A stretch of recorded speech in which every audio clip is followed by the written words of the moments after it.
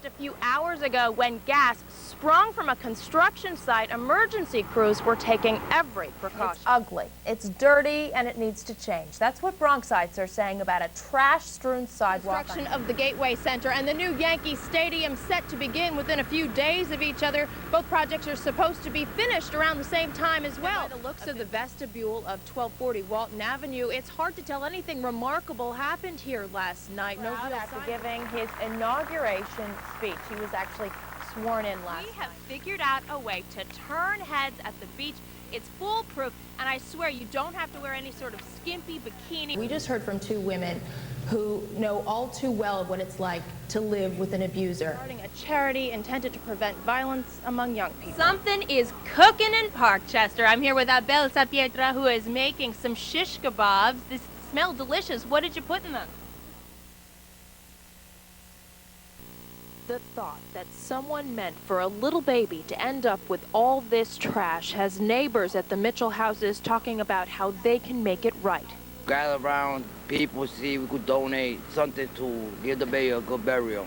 These Bronx neighbors also say they wish they had something to tell police, who have posted signs asking for tips about Monday afternoon's discovery by a janitor that a baby had been thrown down the trash chute into the building's compactor.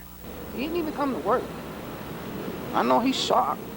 Police say the little girl wearing a pink hooded coat and a white jumper was Hispanic and probably between 2 and 4 months old. Neighbors say instead of dying here, she could have gotten the chance to live here. And we would have took charge of the baby because we all close. I've been living here for 15 years and nothing like this ever happened.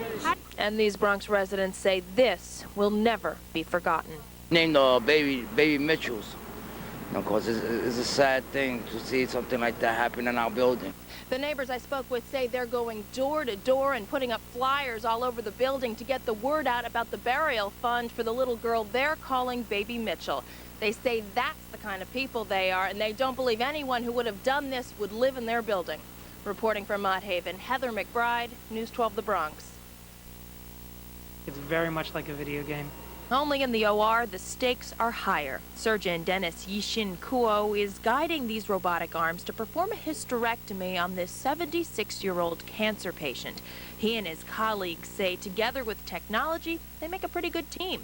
You really don't make any sort of false moves, and you should be able to minimize any kind of bleeding. You'd never be able to operate like this. It just would be impossible. Doctors here are still getting used to the new technology, which arrived here last summer. Over time, they expect to find that robotic surgeries like this can be performed faster and actually remove more dangerous lymph nodes than laparoscopic or the conventional open surgery. Already, they know patients like Miss Williams here will take fewer days to recover. She didn't want to show her face on camera, but in the moments before going under the knife, she was already making plans for the end of this week. Do my shopping and do my laundry and do everything. Cooking. Get back to business. Get back to business. Dr. Kuo says the next field of medicine to get this new robot technology will be ear, nose, and throat. And just like in gynecology, it's the cancer patients who are expected to benefit the most. Reporting from Montefiore Medical Center, Heather McBride, News 12, The Bronx. You might be able to tell behind me that people are able to come and go as they please here at Jacoby Medical Center. But just a few hours ago, when gas sprung from a construction site, emergency crews were taking every precaution. A security guard just started banging on the door, and they were telling us that there was a gas leak. So Steve Shea and his roommates, all students at the Albert Einstein College of Medicine, followed orders and evacuated their dorm. Employees who work in the hospital's Van Etten building had to get out too. In all, some 300 workers and students were evacuated after a backhoe punctured the gas line that runs through Jacoby Medical Center around 7:30 Wednesday morning. It just sounds like maybe if you ever had your bathtub water running, except maybe 10 times as loud, and it's just all gas. Just imagine all that gas coming out. You could smell it with the wind blowing. Hospital spokesperson Mike Heller tells News 12 despite the presence of police, fire, and Con Edison, hospital operations weren't interrupted at all. He explains that the hospital switched its power source to oil after the leak, and the outpatient facility that was evacuated wasn't open for the day at the time of the leak.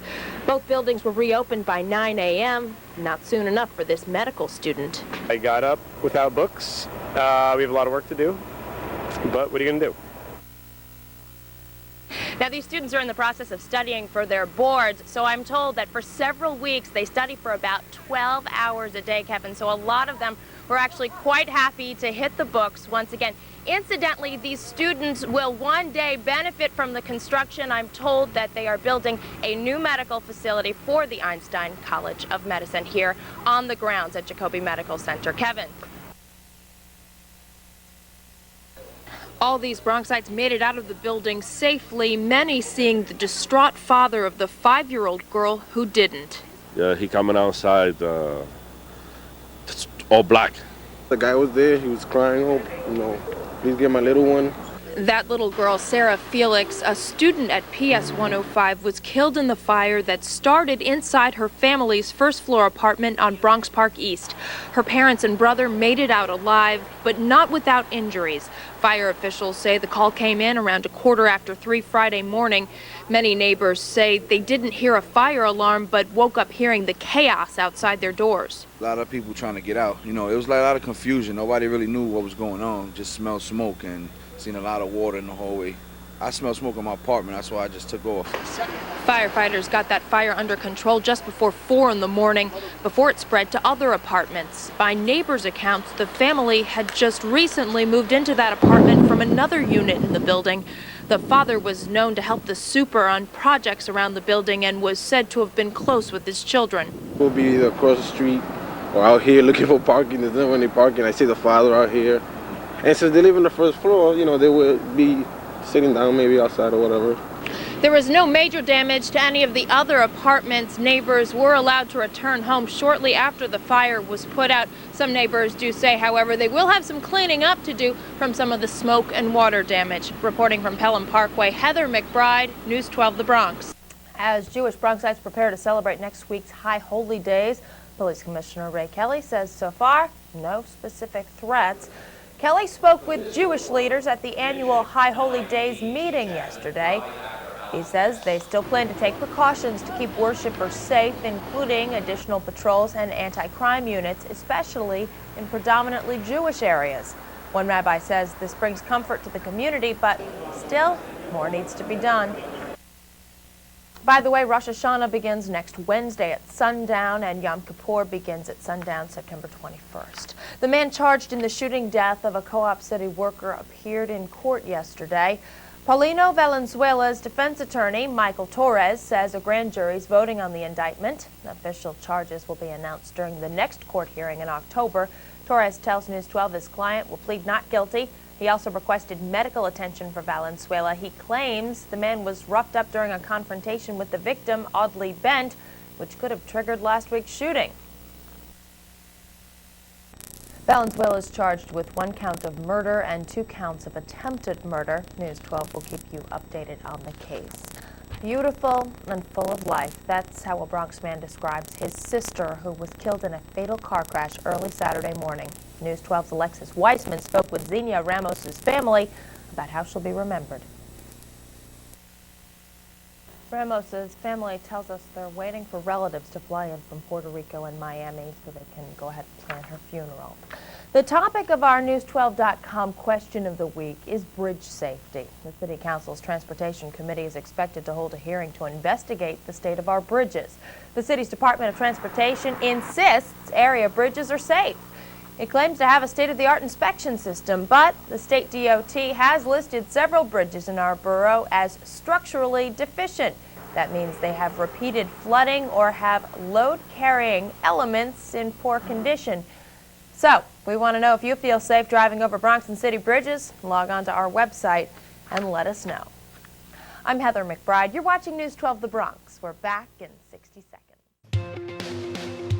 Welcome to the Pickup Line News, your update while you wait. We'll give you the latest in 5 minutes or less to keep you in the loop while you're driving around doing your mom thing. Thanks for joining us today. I'm Heather McBride, and here's your update while you wait for Wednesday, January 20th, 2021. Let's get straight to your rundown. Just before noon, Joe Biden was sworn in as the 46th President of the United States. Former President Donald Trump departed Washington for Florida ahead of the inauguration ceremony. A Trump spokesperson has confirmed that the former president left a letter for Biden in the Oval Office's Resolute desk. As of now, no word on what's included in that note. Meanwhile, the Mega Millions jackpot now at almost $1 billion. I'm sorry, but doesn't that just make you want to put your pinky to the corner of your mouth, Dr. Evil style? The last time someone hit the big winning numbers was back on September 15th, which makes this the longest stretch in Mega Millions history without a top prize winner. The next drawing set for Friday, when it's expected to hit around $970 million with a lump sum payout of about $716 million. Not bad. Do you know what today is? Nope, not talking about Inauguration Day or that it happens to be National Cheese Lovers Day. For some of us, that's every day. Today's date, though, is a palindrome, meaning it reads the same forward and backward. Visualize this, 1/20/21. So this pattern goes on until the 29th of January, won't repeat again until 30/21. This year, by the way, has 22 palindrome dates, all listed in today's issue. Let's get the scoop on Coop. All American, one of our many series that we enjoyed during 2020's lockdown, brought us back to the couch this week for the premiere of its third season on the CW. We are not giving that much away by saying Coop's music career will come into focus over the next few episodes. Today's issue has a deep dive into the rapper/actress who plays Coop.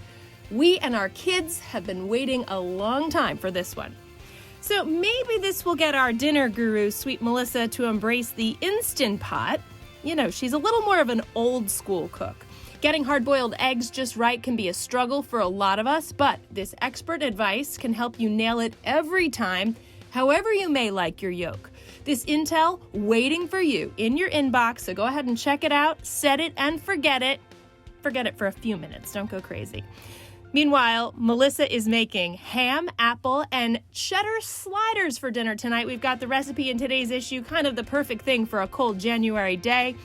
And don't forget about this week's playlist.